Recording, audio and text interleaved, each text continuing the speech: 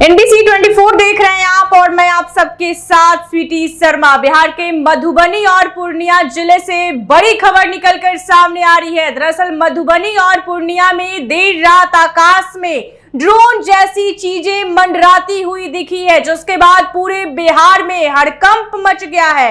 दरअसल मधुबनी में देर रात दर्जनों ड्रोन मंडराते हुए देखे गए। बताया जा रहा है कि कई ड्रोन ने नेपाल से सीमा पार कर भारतीय क्षेत्र में प्रवेश किया है।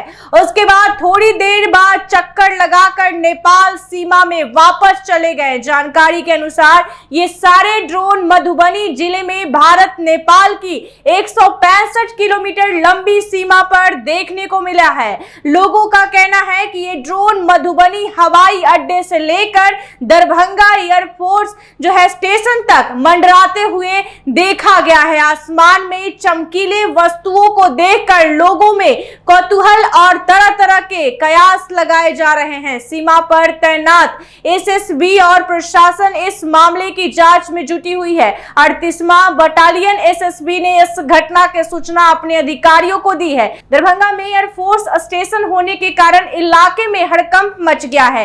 एसएसबी से मिली जानकारी के अनुसार मधुबनी में 26 मई की रात करीब 7:35 पर आसमान में 15 से 20 की संख्या में कुछ चमकती हुई चीजें उड़ती दिखी। बताया जा रहा है कि 38वां जो बटालियन एसएसबी जयनगर के एआरओ से पहले ड्रोन जैसी चीजें दिखी, फिर करीब 8 बजे ड्रोन जैसी डिवाइस नेपाल की तरफ चली गई और बहुत ऊंचाई पर उड़ने लगे। वही इस मामले की जानकारी दिल्ली एयरफोर्स मुख्यालय के साथ साथ वायुसेना दरभंगा के अधिकारियों को भी दी गई है। वही दरभंगा मधुबनी के अलावा पूर्णिया में भी बीती रात ड्रोन जैसी चीजें उड़ती दिखी है। खास बात यह है कि पूर्णिया में भी एयरफोर्स का स्टेशन है। बता दें पूर्णिया में भी आकाश में रात में करीब 8:15 के करीब ड्रोन जैसी कुछ चीजें देखी गई है। कुछ लोगों ने अपने कैमरे में भी इसे रिकॉर्ड किया है। बताया जा रहा है कि ये पूर्णिया के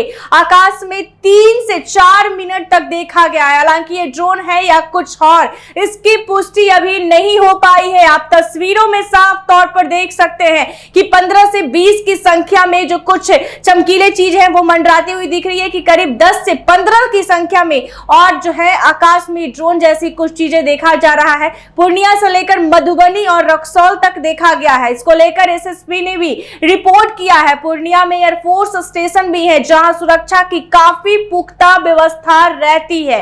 ऐसे में सवाल उठता है कि क्या इतनी सुरक्षा के बीच कोई ड्रोन यहां घुसपैठ कर सकता है। हालांकि हाल ही में ऑपरेशन सिंदूर के समय पूर्णिया समेत सीमावर्ती इलाके को हाई अलर्ट पर रखा गया था और सीमावर्ती इलाके में सुरक्षा बढ़ा दी गई है। पिछले दिनों मुख्यमंत्री नीतीश कुमार खुद पूर्णिया आकर सीमावर्ती इलाके की सुरक्षा का जायजा लिए थे और ऐसे में बता दें कि उन्होंने एयरफोर्स, बीएसएफ, एसएसबी और जिला प्रशासन के अधिकारियों के साथ बैठक कर सुरक्षा का निर्देश भी दिया था। वही इस बाबत पूर्णिया के जिला पदाधिकारी कुंदन कुमार से भी बातचीत हुई है तो उन्होंने कहा है कि एसपी साहब इसकी जांच कर रहे हैं, लेकिन प्रथम दृष्टया ड्रोन नहीं लग रहा है। वही पूर्णिया के डीआईजी प्रमोद कुमार मंडल ने बताया कि प्रथम दृष्टया से यह ड्रोन जैसा नहीं लग रहा है, लेकिन क्या है इसकी जांच की जा रही है। बहरहाल अभी के समय में आकाश में इस तरह की चीज देखना लोगों में चर्चा का विषय जरूर बना हुआ है। मधुबनी में देर रात मंडराता दिखा दर्जनों